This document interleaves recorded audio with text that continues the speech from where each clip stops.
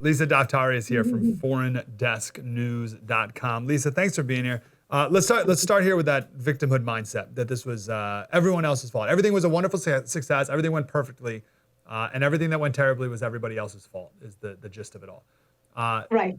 I don't want this narrative to last that they're pushing. So could this all have been avoided, / what could have been done if we wanted to evacuate? How could this have been done better?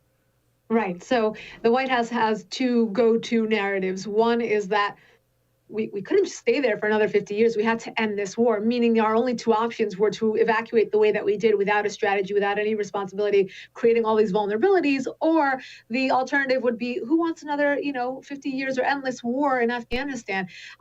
False narrative. And the second is to say, we inherited this. This was Trump's policy. He's the one who wanted to sit down with the Taliban. Well, how about all the other foreign policy moves that the Biden administration did a 180 on in the first 48 hours of coming into office? Well, they should have done a 180 on this as well. But that's even false, because the Trump administration did want to sit down with the Taliban, but under very different circumstances, and drawing a lot of ultimatums to try to get the Taliban to put down their weapons, not to inherit the $80 billion worth of nation building that we did in that country, including the arsenal of weapons that they inherited there. So this, it's not surprising that this White House is coming out with all of these excuses, this narrative building. For the most part, I would say that the mainstream media, surprisingly, is a bit skeptical. They're asking good questions at these press briefings, even though they're not getting any answers. But I think, we would have seen more outrage had there been a different president, not one that was just, pushed by popularity and by emotions. And now that's exactly how they're reacting to these senseless casualties in Afghanistan and the mess that we created there. And of course, the reverberations and the ripple effect that this will have for our national security, the region, and just terrorism as a whole. I agree with you on the media, and it's very interesting that they've been as tough on Biden as they've been.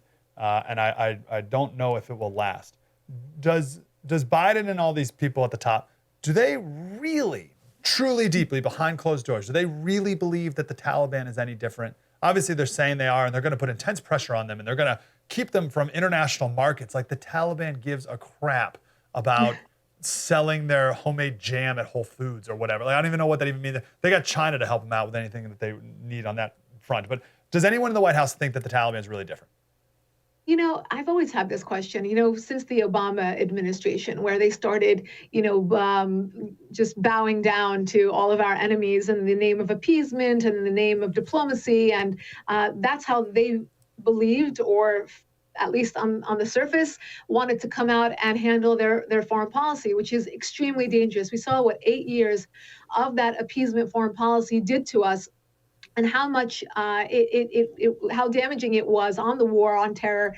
And then for 4 years, we had Donald Trump, who was just no BS. He was going to go and face our enemies in the way that enemies should be faced. So here we are again. And the question still goes, do they believe that the Iranian regime can be reformed? Do they believe that they can actually sit down with them and have a handshake? Do they believe that, we should go easy on China or North Korea or, any one of our enemies? And of course, the Taliban. Do they really believe that the Taliban is any different from ISIS or Al Qaeda or any of the others? And if they did, imagine how up in arms we were after 9/11, when you had a bunch of terrorists, Al Qaeda, planning and plotting in caves, just very, very do-it-yourself, very, very basic, rudimentary style, and ISIS being even more rudimentary, working out of pockets in Syria and Iraq. And now you have an actual terror group that is in charge of a country with a flag and a military and weapons. And, here we are saying, Secretary of State Blinken came out the other day and said that the Taliban should earn global legitimacy and support. And that's a quote. And, I had to read that like 3 times, and it was late at night. I'm like, am I understanding this correctly? Our Secretary of State is actually, advocating for the Taliban to have world recognition. It's absurd. It's mind-boggling. And the question, to go back to what you said, is, do they really believe that this can happen, or is this just the way that they need to cover up the situation, that the way that they wanted it? Meaning, if President Biden inherited this Afghanistan situation on the 1-yard line, why did he fumble the way that he did? I was on a radio show yesterday, and the host asked me, it almost begs the question, had we not killed Osama bin Laden yet, and we and they had him on the 1 yard line. Would this administration take out Osama bin Laden, or would the appeasement strategy, which is further to the left than President Obama's foreign policy, would they go after Osama bin Laden? And that's a great question. I think we are in a place where President Biden is not the President Biden, or not the Senator Biden, I should say, even though he was extremely, I know people are going to say, what did she say?